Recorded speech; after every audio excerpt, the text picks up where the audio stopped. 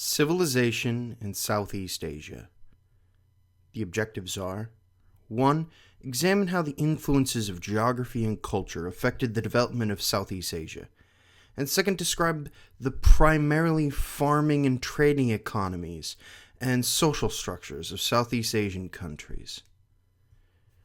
Geographically speaking, really the main region of Southeast Asia is the Malay Peninsula.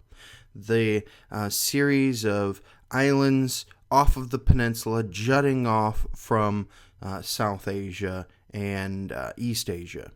You also have the archipelago, a chain of islands really part of present-day Indonesia and the Philippines. Now, to take a closer look, looking at the region specifically, you can see some of the southernmost regions of East Asia, modern-day Vietnam, Cambodia, Burma, all of those regions. We can see the Malay Peninsula going down to Sumatra. We can see the Philippines off of the coast. We can, of course, even look further down and see Australia. And so this is kind of the part of the region of Southeast Asia and part of the bigger Oceania that exists in that Pacific Ocean. Now, ancient mariners in this region called these Southeast Asian lands the Golden Islands. And Southeast Asia is really a melting pot of races, cultures, and religions as they blend together. And people in these regions were often really cut off from one another due to geography. And so they do create and develop independently to some extent. While they, of course, all have some connection to the main Asian continent, they end up developing their own flair of culture and religion. Now, because few regions are really unified by a single government due to this geographical barriers, you don't see any massive empires. And these barriers really encouraged the development of their distinct identities, their distinct cultures, religions, practices, languages. And this will be one of the biggest barriers to empire and conquest in the region. Now, of course, you're going to see much more kingdoms and empires on the mainland coast, still part of Southeast Asia, but nevertheless is itself an interesting development. For example, Vietnam. Vietnam is really influenced by China, and by the 10th century, the Vietnamese had overthrown Chinese rule that had come down and really controlled their region. Now, though independent, they remained, of course, influenced by China and called themselves the Da Viet, and developed really a strong centralized government, very influenced by China, and adopted Confucianism. And so we see, while a connection culturally, linguistically to the other regions, they really take a flair of China. Angkor similarly has a relationship, though more influenced by India, for example. And this country, this kingdom, emerges in modern-day Cambodia, and is formed by Jayavarman, whom is a strong leader who binds the people and the group together, the Khmer people. Now, Angkor was inevitably conquered by the Thai in 1432, but what's important here is that they were strongly influenced by Indian culture. Now, Thailand, the Thai lived on the frontier of China, and they are really influenced by China. And as they moved further south, they conquered Angkor. They set up their own capital at Ayutthaya, and they adopted Buddhism and Indian political practices. And so while initially kind of influenced by China to some extent, by the time they're moving southward and conquering, they're strongly influenced by Indian religion and culture. And really they're going to latch on to Buddhism. So they blended their native indigenous culture with that of India's. Now, Burma was, of course, a big threat for many kingdoms in the region. The Thai were threatened from the west by the Burmese people, and they had migrated from the highlands of Tibet. And so they have a very Indian influence. They are a pastoral people, and really they adopted farming in Southeast Asia once they migrated down to the region. And they converted to Buddhism and adopted Indian political institutions.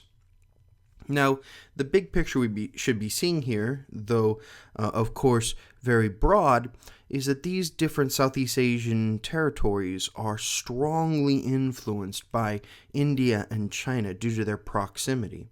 Of course, this would be completely different in the Malay Peninsula and in the Indonesian archipelago.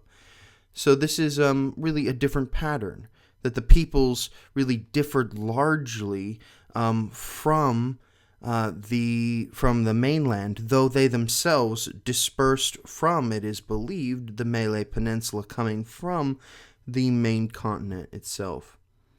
But really the main thing that drives the Malay world is trade. Trade was a major influence on the development of the region, particularly because trade is going to flow from East Asia and South Asia into Southeast Asia. And particularly one of the main commodities that these people have is spices. The rest of the world is going to be quite hungry for the spices that they can provide. Now, the state of Srivijaya, near the Strait of Malacca, is one particular kingdom that emerged. The kingdom of Salendra emerged on eastern Java. Of course, what's important here is that these independent kingdoms, unique in Southeast Asia in general, in the Malay Peninsula, were influenced by India, and really they depended on trade to maintain their kingdoms, because there's nothing inherent on the island in terms of farming communities to allow for the resources to develop massive kingdoms. Now, it was really in the 13th century the kingdom of Majapahit was founded and pushes up into new conflict, as really that kingdom is the last major indigenous kingdom controlling the archipelago and the region.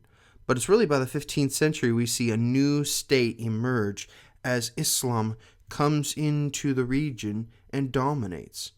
So after the Muslim conquest of Southeast Asia, Muslim merchants really settled in the region, and by 1400 the Islamic state of Malacca developed, and really leading to a near total conversion of the region to Islam, which really has the dominant hold in Southeast Asia across the board, particularly the Malay Peninsula and the Indonesian islands. Islam is huge there, even to today.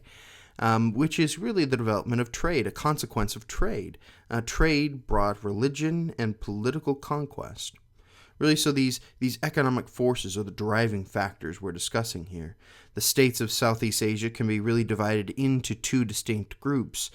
We have agricultural societies based on farming. They're going to stay largely pretty isolated, smaller. They're not going to conquer a lot of territories due to the limited resources. And we also have trading societies dependent on trade, which of course inevitably invites Muslim incursion through economic trade and conquest. So trade expanded even further ultimately as the Muslim conquest occurred, and the trade is pushed even further into the region. Now, ultimately we see a blend of culture and religion in Southeast Asia, and that's largely big picture what we see. The Chinese and Indian culture and religion really influenced the region dramatically. And we could see this translate most visibly into art and architecture. And architecture in particular. The Temple of Angkor Wat, for example, is a very famous example of the blending of indigenous Indian influences. So Hindu and Buddhist ideas really moved into Southeast Asia somewhere around 1000 CE and really takes a dominant hold in the region. And these new religious beliefs were blended with those old religious practices that were indigenous to the region. And ultimately uniting the Hindu gods with the local deities, we end up seeing a polytheistic, Hindu-influenced, Buddhist-influenced indigenous religion. And this will largely remain, other than Islam, intact in the region. So Buddhism had little impact until Theravada Buddhism arrived. And the appeal of Theravada Buddhism first is that Theravada Buddhism was not necessarily so religious.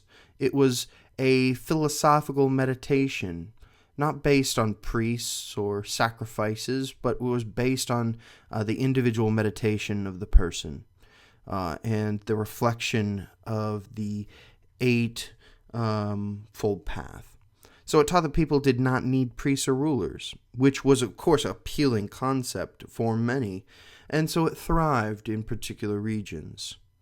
And so these are some of the reasons why we see a blend of Hinduism, Buddhism, Islam. Really, the Malay Peninsula and Southeast Asia in general is a true blending, melting pot for the region. Now, the objectives were: 1, examine how the influences of geography and culture affected the development of Southeast Asia. And 2, describe the primarily farming and trading economies and social structures of Southeast Asian countries.